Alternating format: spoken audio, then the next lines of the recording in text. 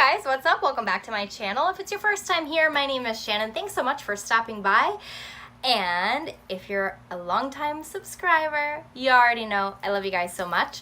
I would hope by the end of the video, if you're not already subscribed, that you will consider subscribing and hitting the notification bell. I would appreciate it. I'd love to have you here. So this is a continuation on in my collection series, and today we're going to be talking about my drugstore blush collection.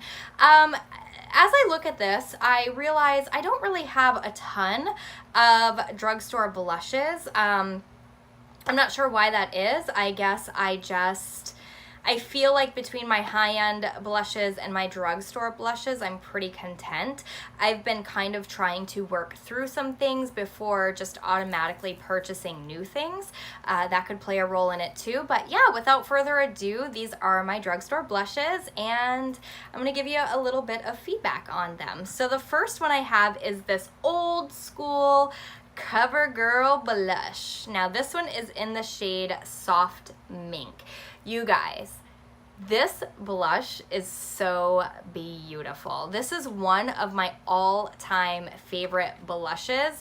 I love the shade. It's just this beautiful sort of shimmery mauve. I think this is so flattering.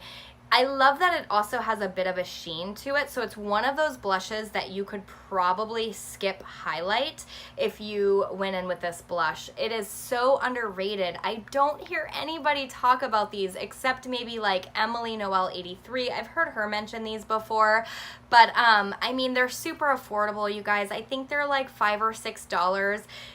I'm not crazy about the packaging. It's a little bit weird. I think I might actually depot this and put it into one of my little Tarte Z palettes because I feel like I would reach for it more. But when I do pull for a drugstore blush, this is often one of the ones that I really enjoy using, and I highly recommend it. The next two I have are both from Milani, and they are the baked blushes. Now the first one I have is in the shade Rose d'Oro number 2. Hopefully I pronounced that right. This is what it looks like. Now when I purchased this, I thought it was going to be like this beautiful sort of apricot situation. It is apricot, but it's not my favorite Milani blush. I don't think it's bad. I just sometimes feel like this shade on me particular doesn't look the most flattering. They do blend out beautifully. I think they're around $10, so they're not super duper spendy. But yeah, nonetheless, that's the shade. Now my favorite one, of course, and the one that I would recommend is Luminoso. I know, no surprise. Look at my packaging on this blush. It is beat to death. This is so stunning. It is just the perfect amount of peach. I love this in spring and summer, just the way that it makes my cheeks glow, and I think this is best suited with a really neutral sort of eye look. I just think that this is so stunning. If you guys have Luminoso, you know what I'm talking about. It sort of has like a gold shift to it, and again, one of my favorite drugstore options. I just think it's gorgeous. Now the next one I have is the Butter Blush from Physicians Formula. Again, my packaging is looking pretty beat on this one. I have the shade Plum Rose. Now a lot of people, from what I gather, don't particularly care for these blushes. They are not the most vibrant blushes, but I do like having this one around on days that I really just sort of want a really light flush of color. If I go in with some kind of bold, dramatic eye look, I think this is a great option to have around. Just something really subtle. It's going to give you the slightest wash without being the star of the show. If your eyes are the star of the show, I really feel like your cheeks probably shouldn't compete with that, because sometimes I feel like that's when things start to look overdone. But I think the formula is beautiful. I mean, to me, this is formula-wise, just as wonderful as the Butter Bronzer that everyone loves so much. It does have a slight sheen to it, but nothing like the Milani ones or even this CoverGirl one.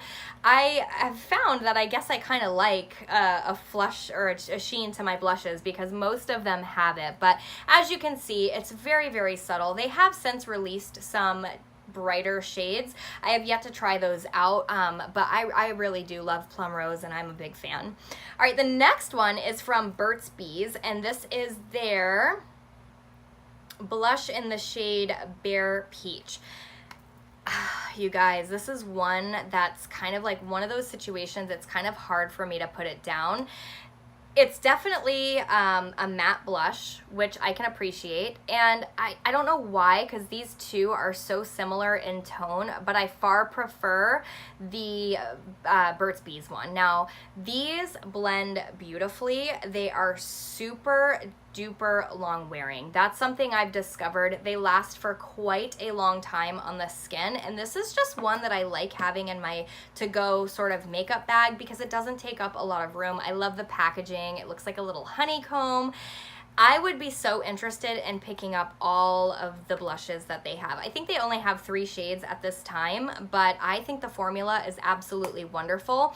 It is a bit drier of a formula. They kind of remind me of like the Tarte blushes, the Amazonian clay ones, because they are dry like the Tarte ones, but the way that they look on the skin and just the way it blends out, I just think that is such a beautiful color.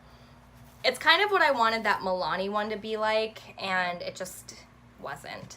I've shown this one in the past. I think it was my bronzer collection. This one here is the Sonia Kashuk Pretty Cheeky palette. This is no longer available. I picked this up last year. Now the blush in here is pretty intense, you guys. You definitely have to go in with a light hand, but I think it's beautiful. They are very pigmented, but that shade, it's peach, but it's different than the other peaches that I have. It's almost like a peachy coral.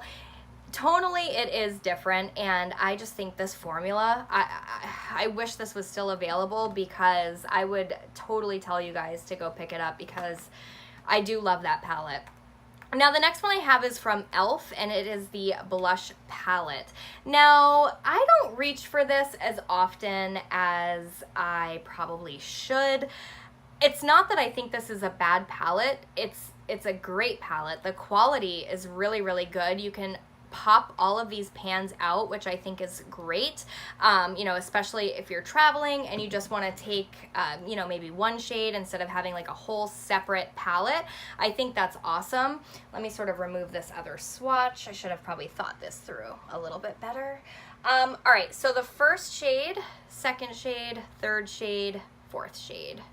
All right, so that's what they look like swatched out. Now these are very, very pigmented. As you can see, you must go in with a light hand or it can tend to get a little out of control. But I like the fact that you get 4 different shades, 4 different tones. It's very affordable. I think it's like $6 for the entire palette. And I feel like this is the perfect option for someone who's just starting to get into makeup. This is gonna give you 4 different blushes for a very affordable price, and they're good quality. They really are.